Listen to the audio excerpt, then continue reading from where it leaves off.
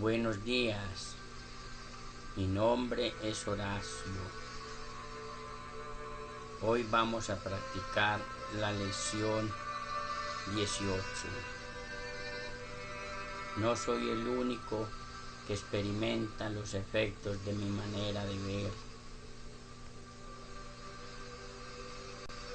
No soy el único que experimenta los efectos de mi manera de ver.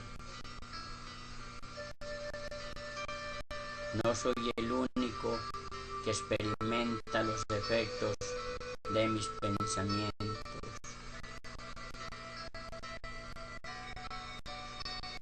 Estoy decidido a ver. Estoy decidido a ver las cosas de otra manera. Lo que veo es una forma de venganza.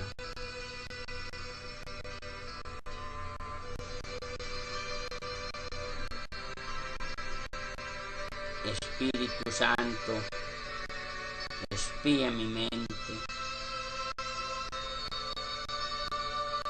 Espíritu Santo, sana dentro mío las memorias dolorosas, las ideas erróneas que me están ocasionando esta mente distorsionada. Quiero estar en esta relatividad con la mente recta. Lo siento, perdóname, te amo, gracias. Gracias Espíritu Santo por este día tan lindo y tan hermoso. Gracias Jesucristo porque me das la luz, me guía y me da sabiduría. Gracias Dios Creador por estar en este lugar que me encuentro, haciendo esta universidad, en esta película. Gracias, gracias, gracias.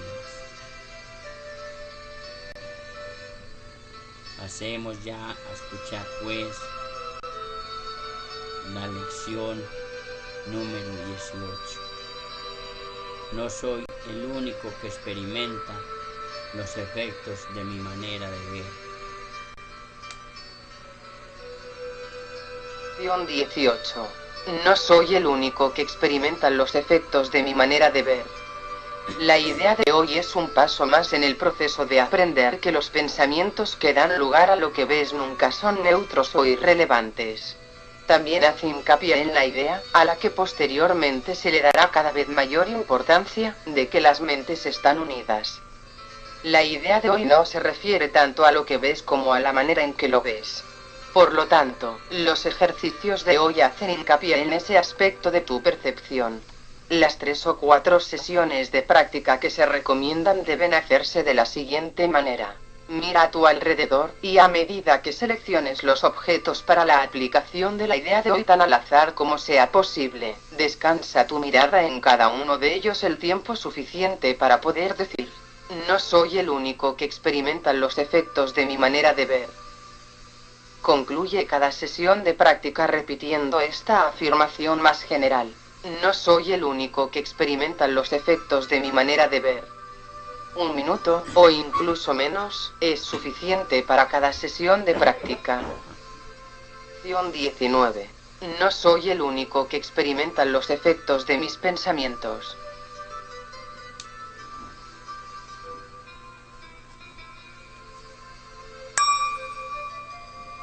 Hagamos una inhalación. Inhalemos.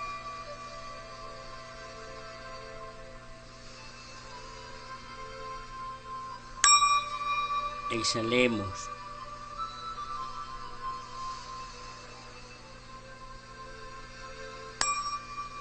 Inhalemos.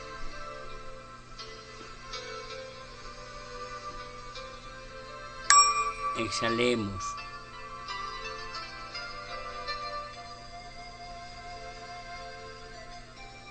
Inhalemos.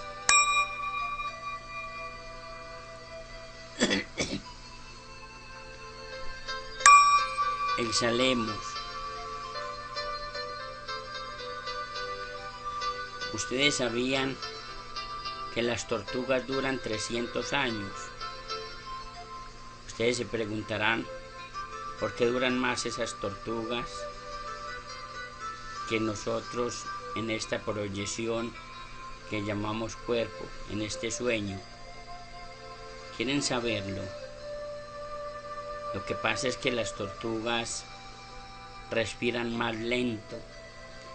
No respiramos como nosotros, que nosotros respiramos, subimos y bajamos, subimos y bajamos.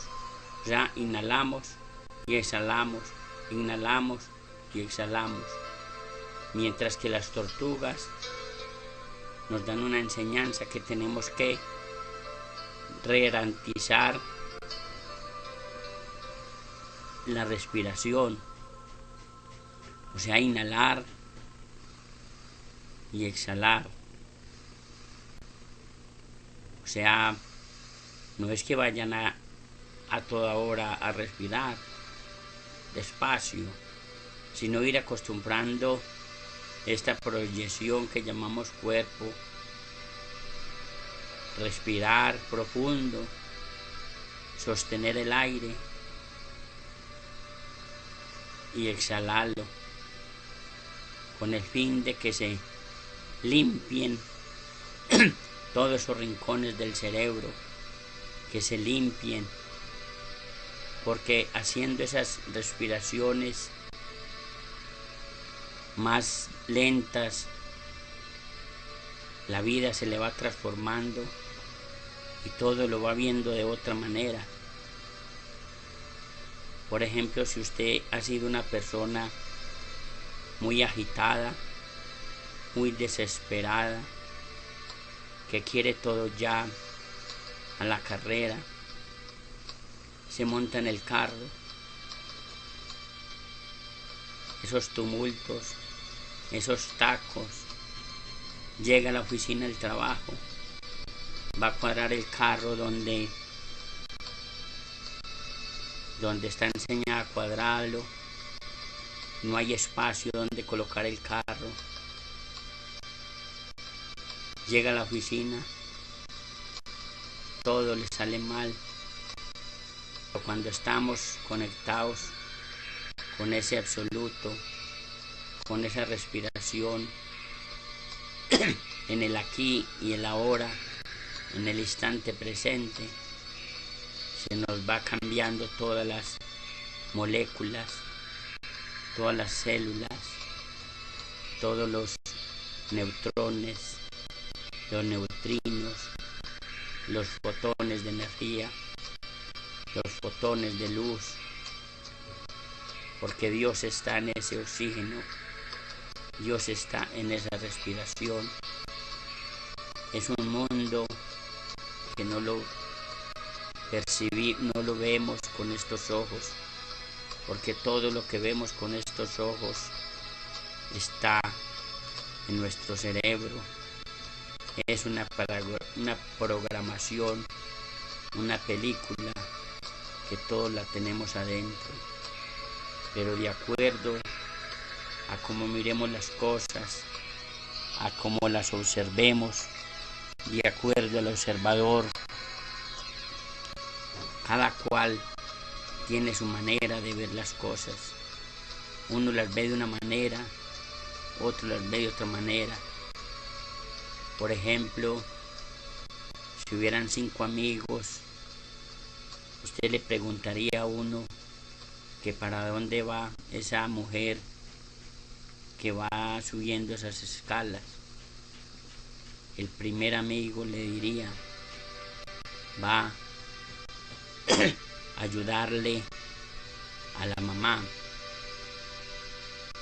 El segundo amigo dice, va a acostarse con el esposo. El tercer amigo dice, va a encontrarse con la amante porque ella es lesbiana. El cuarto amigo dice, va a trabajar en una casa. Y el quinto dice, no sé. Esa es la madera más poderosa, universal en todo el planeta. No sé. Porque cuando decimos no sé, no estamos haciendo juicios, sino que estamos aquietando el pensamiento. Automáticamente vienen las ideas, viene el aprendizaje y se vuelve uno más sabio y más inteligente. Cuando le diga a un amigo, imagínese que Julanita de tal se acostó con 4 hombres. Usted contéstele, no sé. El amigo ahí mismo voltea y sigue su camino. Pero si usted le da importancia a las cosas, si usted empieza a investigar, sí, cuénteme cómo fue la cosa. Ahí es donde empiezan los juicios, empiezan las calumnias, y ahí es donde empieza la mente distorsionada a repetírsele todo lo que habla usted hacia afuera. Todo se le queda grabado en la mente inconsciente, en la mente distorsionada, y ahí es donde se encarga el ego de que se le repita a usted la historia. El juicio empieza a gozar el ego porque usted está hablando de nuestros hermanos, y ahí es donde la mente no se sana. Entonces el Espíritu Santo, ahí es donde se va alejando de uno. Él se queda callado, él no vuelve a darle ningún mensaje hasta que usted no empiece a cambiar, a invocar al Espíritu Santo. Espíritu Santo, espía mi mente, no sé qué puedo hacer, no sé nada, me rindo, Espíritu Santo, me rindo, me doy por vencido, ayúdame, Espíritu Santo. Entonces el Espíritu Santo dice, hace tiempo que te quería escuchar eso, que habías demorado mucho, venga para acá pues. Y lo recibe en sus brazos, lo abraza, lo acaricia y empieza a salirle todo bien. Ya cuando va a salir la persona de la casa, ya no es a las carreras, sino que es más calmada. Cuando va a pasar por el semáforo, ahí mismo le pasa en verde, ya no tiene que esperar. Cuando llega al cuadradero del carro, ahí mismo la gente le abre paso como al toro. ¡Ole! ¡Ole! Todo el mundo le va abriendo espacio. Las cosas que tenía que organizar, que se le demoraban una semana, se las hace en 2 o 3 horas. Porque como el tiempo no existe, sino que todo es mental, todo es creado por la mente. Entonces ahí es donde empieza a salirle las cosas, a ver las cosas de otra manera. La vida se le va volviendo más fácil. Que necesita 500,000 pesos, ahí mismo se va a un banco, no le piden papeles, sino que le hacen unas 4 preguntas y ahí mismo le aceptan el crédito y ahí mismo le prestan la plata, mientras que otras personas están esperando 2 o 3 meses para que le hagan un préstamo, o es buscando plata para alguna necesidad. Todo el mundo le dice que no hay, que no tengo, que esto está muy duro, que esto está muy malo, que no hay que hacer, que estamos en crisis, que la vida es muy dura, sino que cuando va cambiando usted de lo que le estaba contando, con la respiración, inhalando más despacio y cambiando, la vida se le hace más rápida, todo más fácil, todo se le va presentando, todo se hace en un instante santo, todo se le dan las cosas mejores. Muchas gracias, los quiero mucho, los amo a todos, los siento, perdóname, te amo, gracias, gracias, gracias.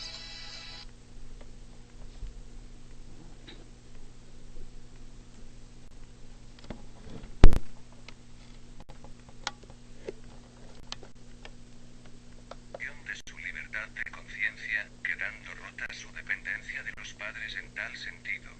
Refiérase a sus estudios y a su admisión en la Cábala por presentación de José de Arimatea. Desligado de mi sumisión habitual, por el testimonio que había dado de mi libertad de conciencia, me coloqué fuera de la ley del respeto filial y tomé la dirección de mis jóvenes hermanos y hermanas de manera de llevarlos a la fe absoluta de que yo me sentía penetrado. Les hablaba de las llamas divinas y mi celo no venía a menos a pesar de la poca atención que me prestaban y del silencio desdeñoso de mi padre. Así pasó un año. Cansado de mi poca inteligencia para todo lo referente al trabajo manual, mi padre consintió al fin en mandarme a Jerusalén. Se convino que estudiaría ahí durante algunos meses y que volviendo más razonable a Nazaret, mi padre tomaría de ello motivo para hacerme continuar mi educación en los años siguientes. Recibí esta noticia con entusiasmo. Mi madre lloró al abrazarme. Ella se encontraba bajo la doble impresión de mi alegría y de nuestra primera separación. Me encaminé con ella y pronto me encontré colocado en la casa de un carpintero que debía enseñarme el oficio de mi padre y concederme salidas bajo el patrocinio de José de Arimatea. Empecé en la filosofía con ideas precisas sobre la inmortalidad del alma. Mis nociones de historia eran débiles y me costó mucho trabajo fijar mi espíritu en el circuito de las ciencias exactas.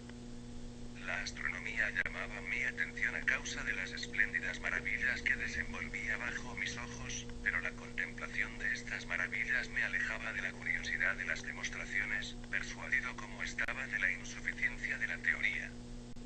Los romanos y los hebreos tenían apenas nociones de astronomía de los egipcios.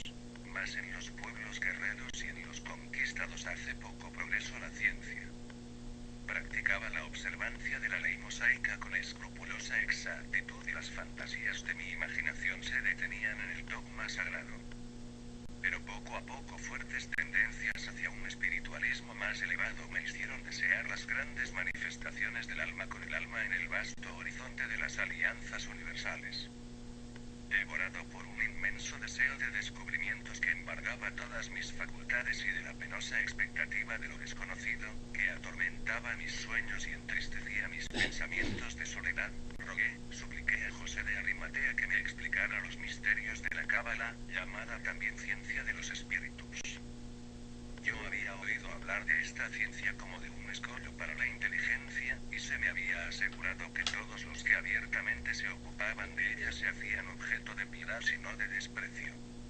Pero sabía también que muchos hombres de buena posición social demostraban desprecio por la ciencia de los espíritus solamente por respeto humano hacia la opinión general, opinión que se basaba sobre escrúpulos religiosos mantenidos vivos por los sacerdotes. José recibió muy mal mi curiosidad. La Cábala, según él, servía tan solo para producir la turbación, la inquietud, la semilla de la revuelta en los espíritus débiles. Y ¿Y cómo podría yo, tan joven, distinguir el buen grano de la cizaña, si la mayoría de los hombres se dejaban desviar del recto camino por una falsa estima de esta ciencia y por funestos consejos dados con ligereza y con malos propósitos? Volví repetidas veces a la carga hasta que, vencido por mi insistencia, o iluminado tal vez por una repentina visión, José consintió en iniciarme en la ciencia de los espíritus.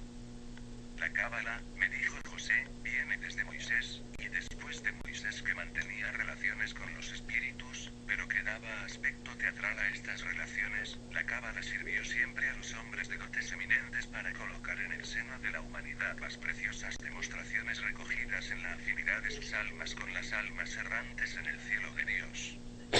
La cábala viene desde Moisés, para nosotros que nada vemos más allá de Moisés, mas la cábala debe ser antigua como el mundo. Ella es una expresión de la personalidad de Dios, que confiere sonoridades al espacio y acercamientos al infinito. Ella constituye una ley tan grande y honrosa para el espíritu que éste la define como una aberración, cuando sus aptitudes no lo llevan a estudiarla, o que él recibe toda clase de sacudidas y de aflicciones si la estudia sin comprender su utilidad y su fin.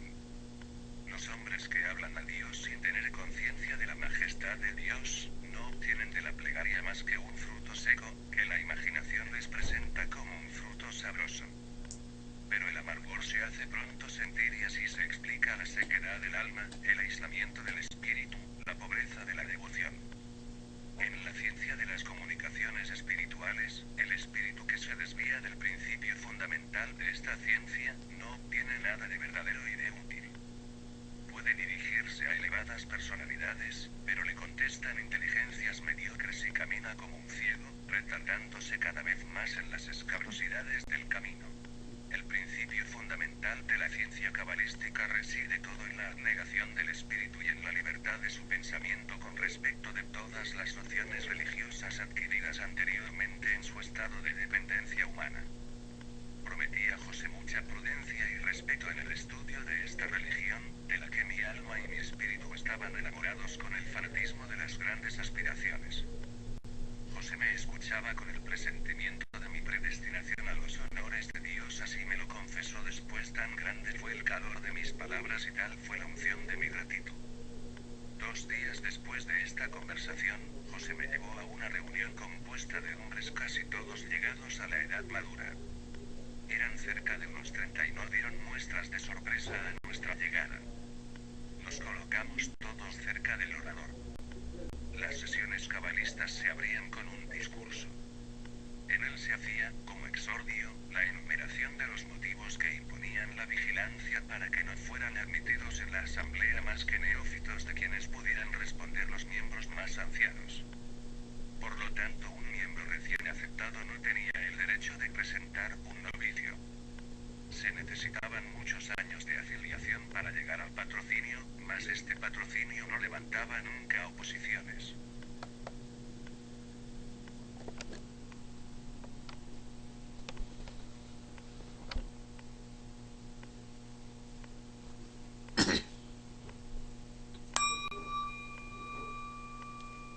Gracias, Jesucristo, por tan valiosa información. Gracias, Espíritu Santo. Gracias, Dios Creador de todo el universo. Gracias, gracias. Inhalemos.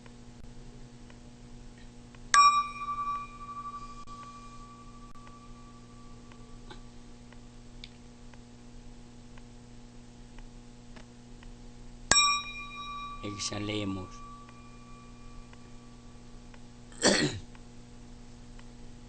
Inhalemos.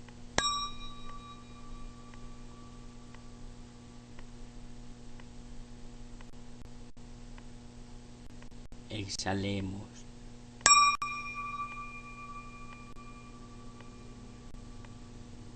Inhalemos. Exhalemos.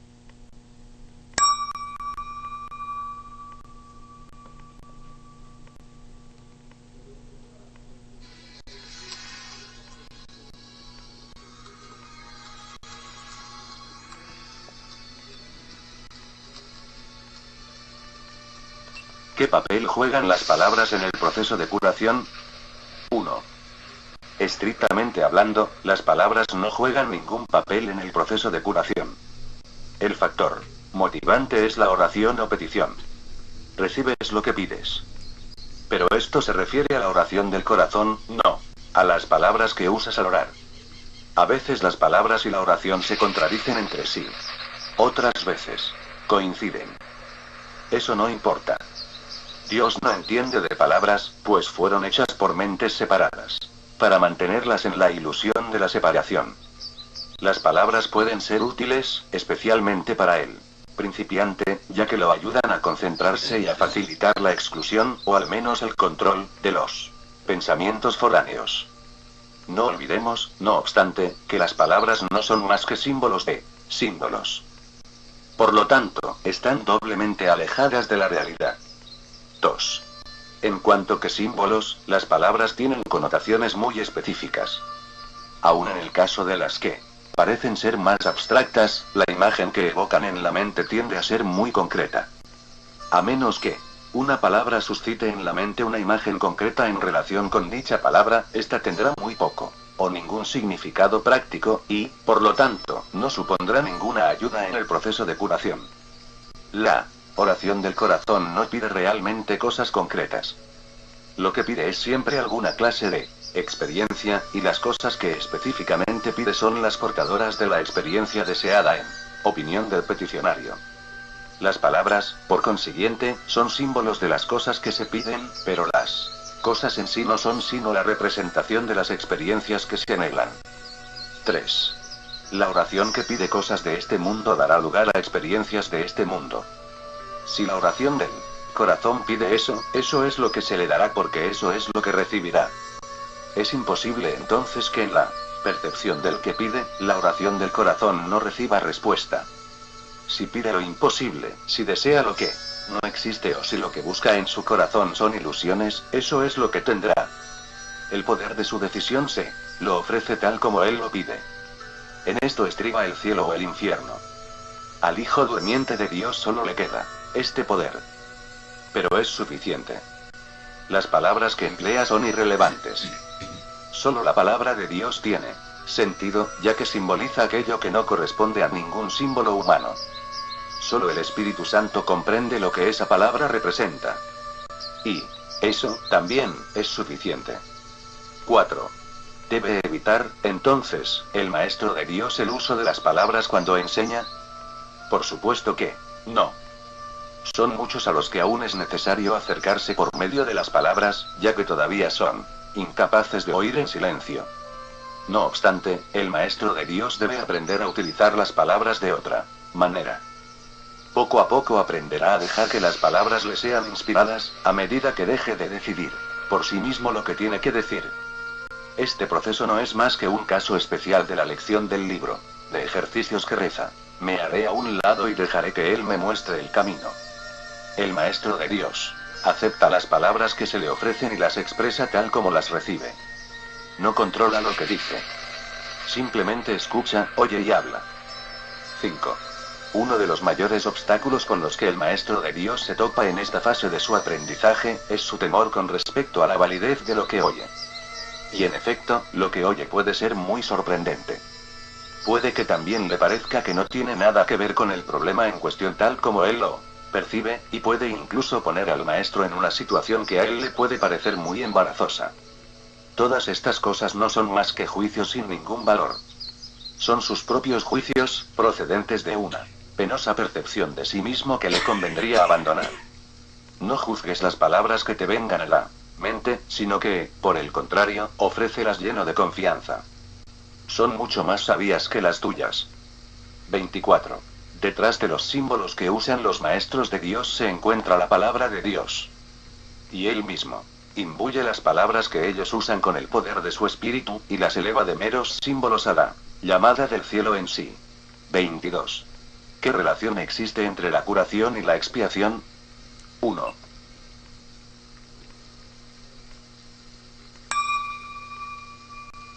Gracias, Espíritu Santo, por tan bellas palabras. Gracias, Jesucristo. Gracias, Dios creador de todos los multiuniversos. Gracias, gracias, gracias, gracias.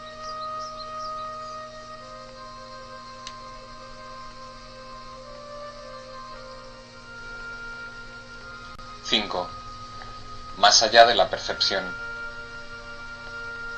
He dicho que las capacidades que ahora posees no son sino sombras de tu verdadera fortaleza, y que la percepción, que es intrínsecamente enjuiciadora, comenzó solo después de la separación. Desde entonces nadie ha estado seguro de nada. He dejado claro asimismo que la resurrección fue el medio para regresar al conocimiento, lo cual se logró mediante la unión de mi voluntad con la de mi Padre. Es oportuno ahora establecer una distinción que ha de clarificar algunos de los postulados que se presentarán más adelante. Desde que se produjo la separación, ha habido una gran confusión entre las palabras crear y fabricar. Cuando fabricas algo, lo haces como resultado de una sensación específica de carencia o de necesidad. Nada que se haya hecho con un propósito específico tiene la capacidad de poder generalizarse. Cuando haces algo para remediar lo que percibes como una insuficiencia, estás afirmando tácitamente que crees en la separación.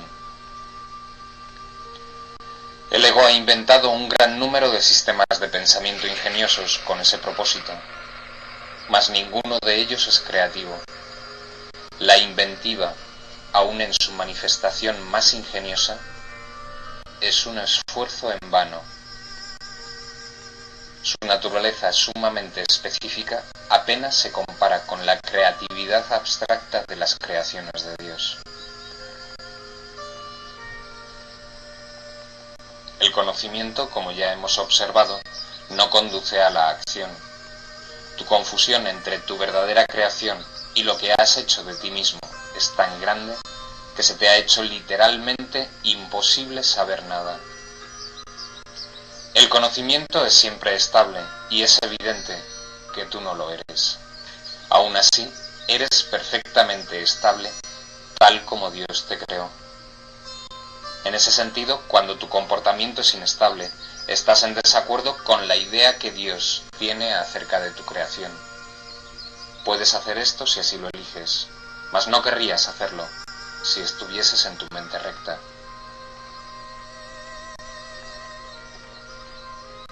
La pregunta fundamental que continuamente te haces no puedes propiamente dirigírtela a ti mismo. Continúas preguntándote qué es lo que eres, lo cual implica no solo que sabes la respuesta, sino que es a ti a quien le corresponde proveerla. No obstante, es imposible que puedas percibirte a ti mismo correctamente. No tienes una imagen que puedas percibir. La palabra imagen está siempre vinculada a la percepción y no forma parte del conocimiento. Las imágenes son simbólicas y representan algo diferente de ellas mismas. La idea de cambiar tu imagen reconoce el poder de la percepción, pero implica también que no hay nada estable en ti que se pueda conocer. El conocimiento no está sujeto a interpretaciones.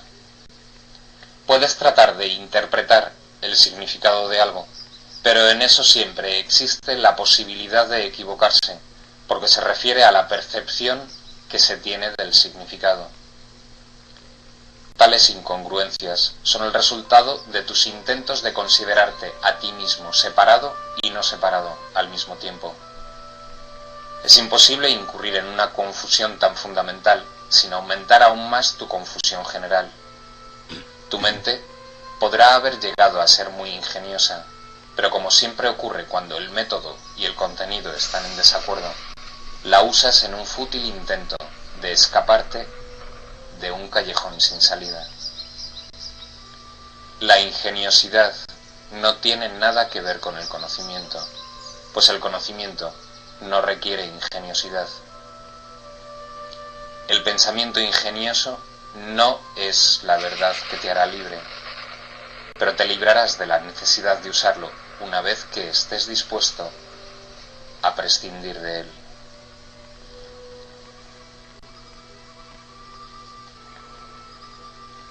La oración es una forma de pedir algo. Es el vehículo de los milagros, mas la única oración que tiene sentido es la del perdón, porque los que han sido perdonados lo tienen todo. Una vez que se ha aceptado el perdón, la oración en su sentido usual deja de tener sentido. La oración del perdón no es más que una petición para que puedas reconocer lo que ya posees. Cuando elegiste la percepción en vez del conocimiento, te colocaste en una posición en la que solo percibiendo milagrosamente podías parecerte a tu Padre. Has perdido el conocimiento de que tú mismo eres un milagro de Dios. La creación es tu fuente y es también la única función que verdaderamente tienes. La afirmación Dios creó al hombre a imagen y semejanza propia necesita ser reinterpretada. Imagen puede entenderse como pensamiento y semejanza como de una calidad semejante. Dios efectivamente creó al espíritu en su propio pensamiento y de una calidad semejante a la suya propia. No hay nada más. La percepción, por otra parte, no puede tener lugar sin la creencia en más y en menos. La percepción entraña selectividad a todo nivel. Es un proceso continuo de aceptación y rechazo, de organización y reorganización, de sustitución y cambio. Evaluar es un aspecto esencial de la percepción, ya que para poder seleccionar es necesario juzgar. ¿Qué le ocurre a la percepción en ausencia de juicios o de nada que no sea perfecta igualdad? Percibir se vuelve imposible. La verdad solo se puede conocer. Toda ella es igualmente verdadera y conocer cualquier parte de ella es conocerla en su totalidad. Únicamente la percepción entraña una conciencia parcial. El conocimiento trasciende las leyes que gobiernan la percepción porque un conocimiento parcial es imposible. El conocimiento es uno y no tiene partes separadas. Tú, que eres realmente uno con él, solo necesitas conocerte a ti mismo para que tu conocimiento sea total. Conocer el milagro de Dios es conocerlo a él.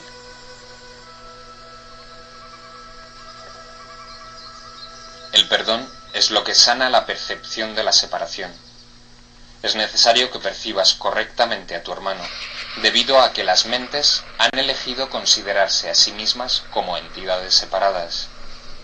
El espíritu tiene absoluto conocimiento de Dios. En eso radica su poder milagroso.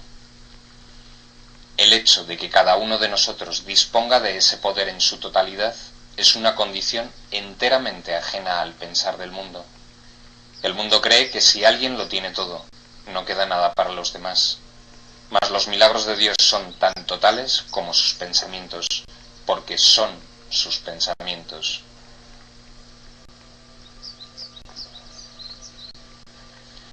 Mientras continúe habiendo percepción, la oración será necesaria. Puesto que la percepción se basa en la escasez, los que perciben no han aceptado totalmente la expiación, ni se han entregado a la verdad. La percepción se basa en un estado de separación, así que todo aquel que de alguna manera percibe tiene necesidad de curación. El estado natural de los que gozan de conocimiento es la comunión, no la oración. Dios y su milagro son inseparables. Cuán bellos son en verdad los pensamientos de Dios que viven en su luz. Tu valía está más allá de la percepción, porque está más allá de toda duda. No te percibas a ti mismo bajo ninguna otra luz. Conócete en la única luz en la que el milagro que eres se alza en perfecta claridad.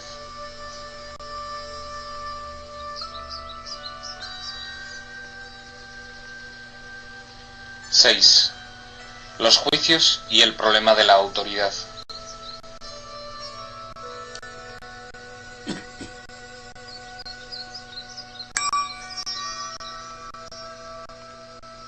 Gracias Espíritu Santo. Gracias Jesucristo. Gracias Dios Creador de todos los multiuniversos. Gracias. Gracias. Te amo Jesucristo. Te amo Espíritu Santo. Te amo Dios Creador de todos los multiuniversos. Lo siento. Perdóname. Te amo.